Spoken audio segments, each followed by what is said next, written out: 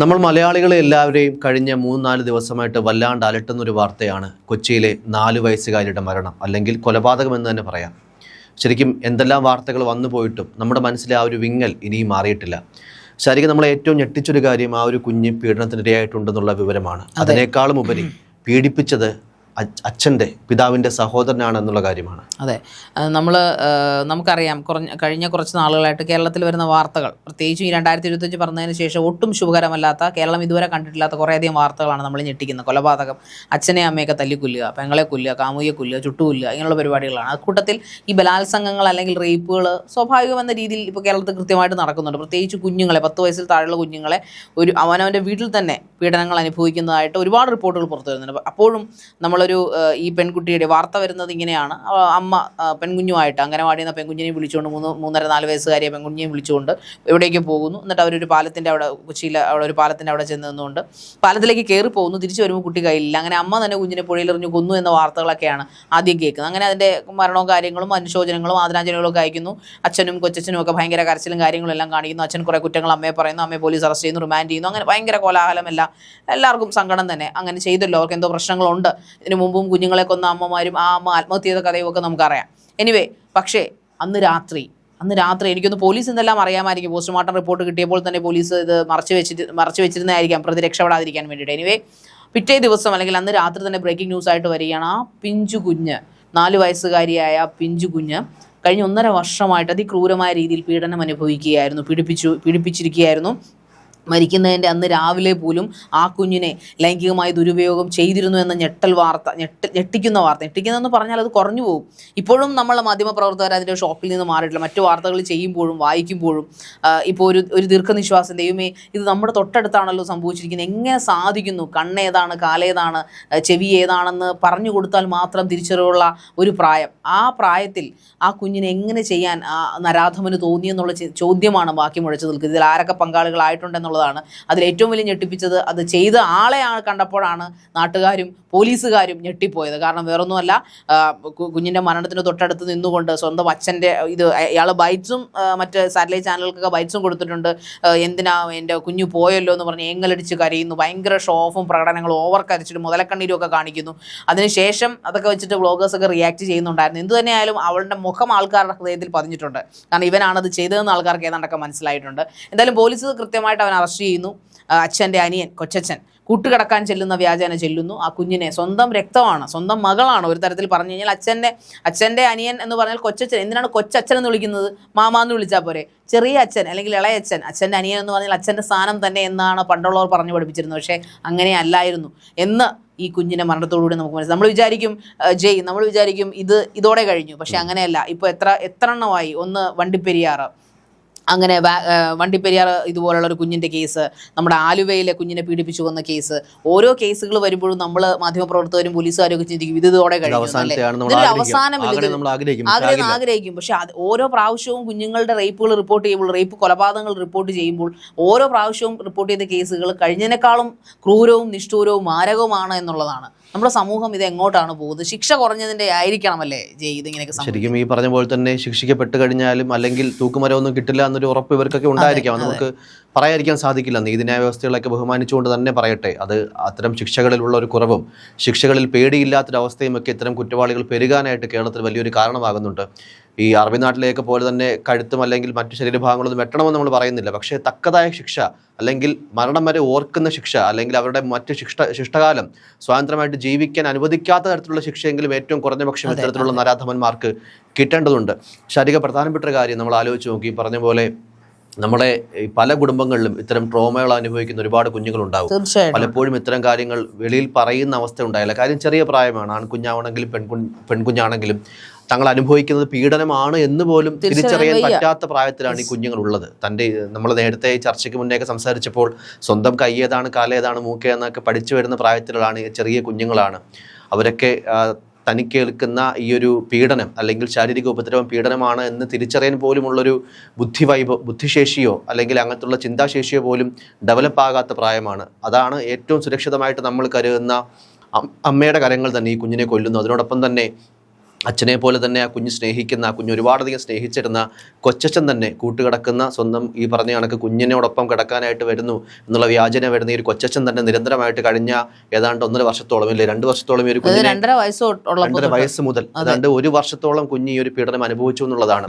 എന്തായാലും ആദ്യം ഒരുപാട് ദുരൂഹതകൾ ഈ ഒരു കേസുമായിട്ട് ബന്ധപ്പെട്ട് ഇനി മറന്നേക്ക് പുറത്തു വരാനുണ്ട്. കാര്യം ഈ ഒരു പ്രതിയെ ആദ്യം അറസ്റ്റ് ചെയ്ത സമയത്ത് ഏതാണ്ട് അടുത്ത ബന്ധുക്കളിൽ ഒരു 3 പേരായിരുന്നു പോലീസിന്റെ സസ്പെൻഡ് ലിസ്റ്റിൽ ഉണ്ടായിരുന്നത്. അവരെ വിശദമായിട്ട് ചോദ്യം ചെയ്തതിനു ശേഷം അത് ഈ ഒരാളിലേക്ക്, ഈ ഒരു പിതാവിൻ്റെ സഹോദരനിലേക്ക് മാത്രം ചുരുങ്ങി, ബാക്കി 2 പേരെ പറഞ്ഞയച്ചു. അതിനുശേഷം ഇയാളെ ചോദ്യം ചെയ്തപ്പോൾ ഒരു മൊമെന്റിൽ പൊട്ടിക്കരഞ്ഞുകൊണ്ട് ഇയാൾ ഈ കുറ്റം അഡ്മിറ്റ് ചെയ്യുകയാണ്, ഞാൻ തന്നെയാണ് ചെയ്തതെന്നുള്ള കാര്യം അഡ്മിറ്റ് ചെയ്യുകയാണ്. ആ സമയത്ത് പക്ഷേ പ്രതി പറഞ്ഞൊരു കാര്യമുണ്ടായിരുന്നു.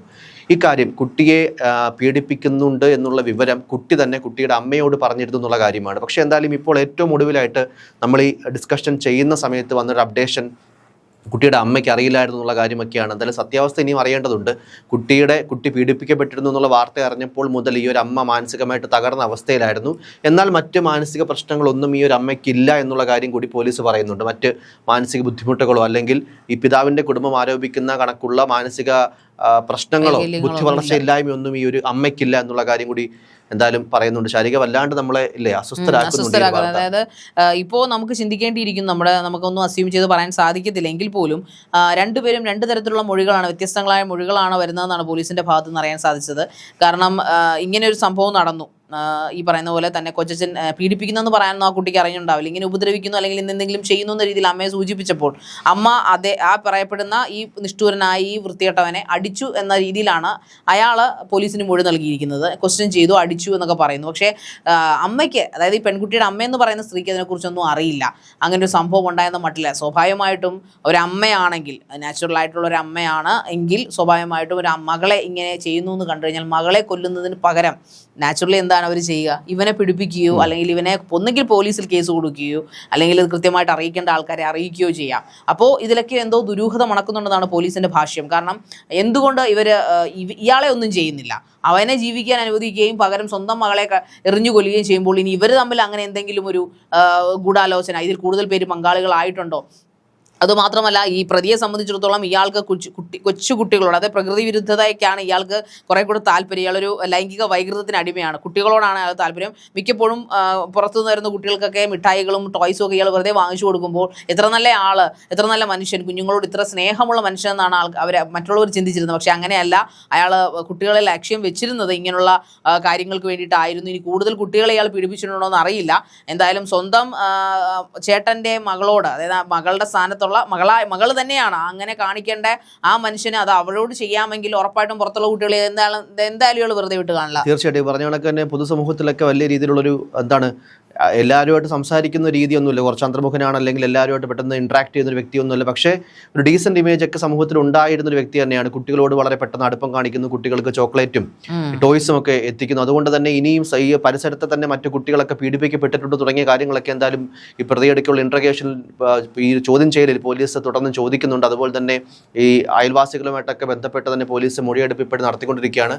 എന്തായാലും ഇതിലെ പ്രധാനപ്പെട്ട ഒരു കാര്യം, ഇനിയും ഒരുപാട് ദുരൂഹതകൾ, ഒരുപാട് ചോദ്യങ്ങൾക്കുള്ള ഉത്തരങ്ങൾ ഈ ഒരു കേസിൽ ഇനി കിട്ടേണ്ടതുണ്ട്. ഈ അമ്മ പറയുന്ന ഒരു കാര്യം, ഈ അച്ഛൻ്റെ അല്ലെങ്കിൽ പിതാവിൻ്റെ കുടുംബം വല്ലാത്തൊരു അടുപ്പം, ഇതാണ് അമ്മയേക്കാൾ ഉപരി ഒരു സ്നേഹം ഈ ഒരു കുട്ടിക്ക് പിതാവിൻ്റെ കുടുംബമായിട്ടൊക്കെ ഉണ്ടായിരുന്നു.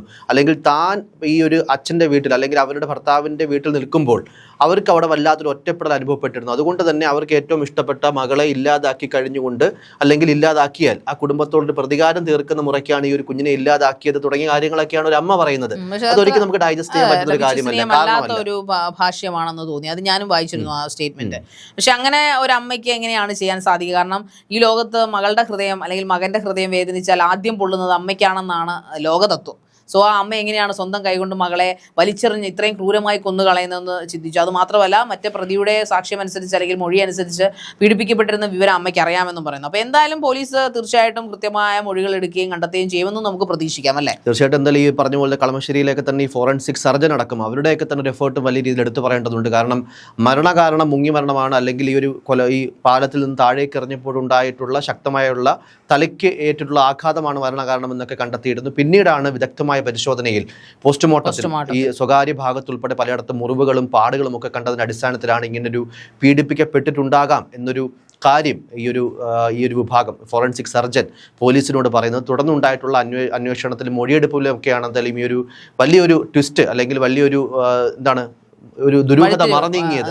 കുട്ടിയുടെ ഈ ഒരു മരണവുമായിട്ട് ബന്ധപ്പെട്ട് പീഡനം ഉണ്ടായിട്ടുണ്ടെന്നുള്ള കാര്യം ഈ പെൺകുട്ടി കൊല ചെയ്യപ്പെട്ടുകൊണ്ട് മാത്രമാണ് ഇത് ലോകം അറിഞ്ഞത്. ഇല്ലായിരുന്നെങ്കിൽ ഒരു പക്ഷേ അവൾക്ക് തിരിച്ചറിയാവുന്ന പ്രായമായിട്ടില്ല. അവൾ തിരിച്ചറിയാവുന്ന പ്രായമാകുമ്പോൾ ഒരു പക്ഷേ പുറത്തേക്ക് പോലും പോകാൻ പറ്റാത്ത രീതിയിൽ ഒരു ട്രോമയിലേക്കായിരിക്കും ആ പെൺകുട്ടി തള്ളിവിടപ്പെടുക. എത്രമാത്രം ക്രൂരമാണ് നമ്മുടെ നാട്ടിലെ ആൾക്കാർ അല്ലെങ്കിൽ നമ്മുടെ നാട് ഇന്നത്തെ കുഞ്ഞുങ്ങളോട് ചെയ്യുന്നതെന്ന് ഓർക്കുമ്പോഴാണ് നമ്മുടെ നാടിൻ്റെ ഒരു മൂല്യച്യുതി നമ്മളെ വല്ലാതെ പേടിപ്പിക്കുന്നത്.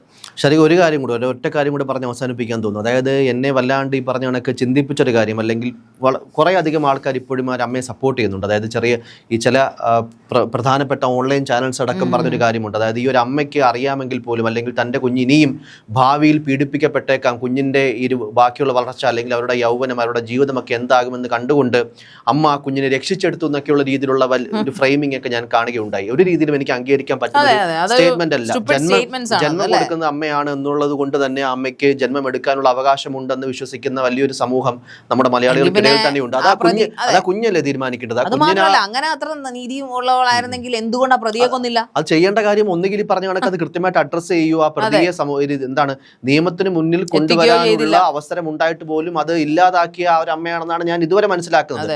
അത് കൃത്യമായിട്ട് ചെയ്തായിരുന്നെങ്കിൽ അമ്മയുടെ ഈ കുഞ്ഞിന്റെ അടുക്ക് അങ്ങേയറ്റം കാണിക്കുന്ന ഒരു സ്നേഹം അതായി മാറിയേനെ. അല്ലാണ്ട് ആ കുഞ്ഞിന്റെ ജീവൻ എടുത്തുകൊണ്ടല്ല ആ കുഞ്ഞിനോടുള്ള സ്നേഹവും കരുതലും കാണിക്കേണ്ടത്. അത് എത്ര വലിയ മാതൃത്വം വിളമ്പിയാലും എനിക്കില്ല ശാരിയുടെ എനിക്ക് യോജിക്കാൻ സാധിക്കുന്നില്ല ഇതിനെ. കാരണം ഈ കുട്ടിക്ക് ഇങ്ങനൊരു ഇതിനൊരു വഴിത്തിരിവും കൂടെ വന്ന സ്ഥിതിക്ക് ഇതിൽ വല്ലാത്ത ദുരൂഹതകളുണ്ട്. തീർച്ചയായിട്ടും ആ അമ്മയെ തന്നെ നല്ല വൃത്തിയായിട്ട് ചോദ്യം ചെയ്തുകൊണ്ട് ഈ രണ്ടിനെയും നല്ല രീതിക്കൊന്ന് കൊട്ടഞ്ഞങ്ങ് ചോദ്യം ചെയ്ത് കൃത്യമായിട്ടുള്ള സത്യം കൃത്യമായി പുറത്തുകൊണ്ട് തക്കതായ ശിക്ഷ കൊടുക്കണമെന്ന് തന്നെയാണ് എൻ്റെ അഭിപ്രായം. തീർച്ചയായിട്ടും.